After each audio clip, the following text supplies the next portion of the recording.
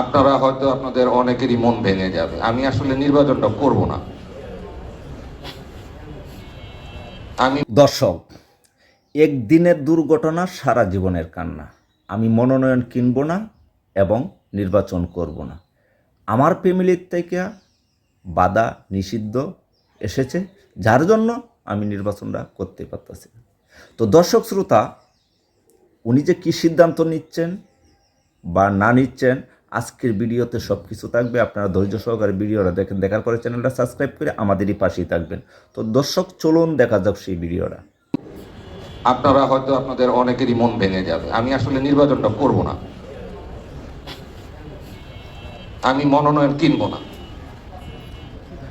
এইটা আসলে আমি আপনাদের কাছে ক্ষমা প্রার্থী, এবং আমি জানি কি রকমের কষ্ট, এবং আপনারা যারা সাংবাদিক ভাই বোনেরা বা বসে আছেন, আপনাদের জন্য একটা স্বপ্নের জায়গা ছিল, একটা আশার জায়গা ছিল,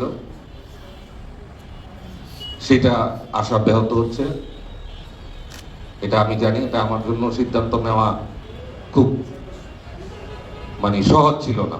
ব্যক্তিগত কারণ এবং কিছু পারিপার্শ্বিক অবস্থা আমাকে এই কঠিন সিদ্ধান্ত নিতে হলো। আমি আবারও আপনাদের এই শহর বন্দরবাসীর কাছে ক্ষমা চেয়ে নিচ্ছি। আমাকে ক্ষমা করে দিয়েন। আমি একজন সমাজকর্মী হিসাবে আজীবন আপনাদের পাশে থাকব।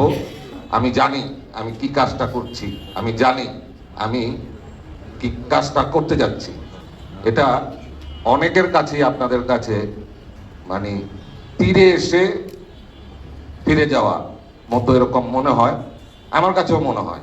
কিন্তু এটা আমার জন্য সহজ না। আমি জানি আপনারা যারা এখানে এই মুহূর্তে, শৌকু, সজল, শিবলু, ফারুক কাকা, মনি কাকা, আমার ছোট ভাই কোর্শের, এরা যারা আরো যারা আছেন, আপন মনি কাকা তো আছেনই, এদের আসলে বুকটা ভেঙে গেছে। আমি এটা জানি। আলমগীর আছে এখানে, যে তাদের অনেক আশা আকাঙ্ক্ষা আজকে মাটি হয়ে গেল।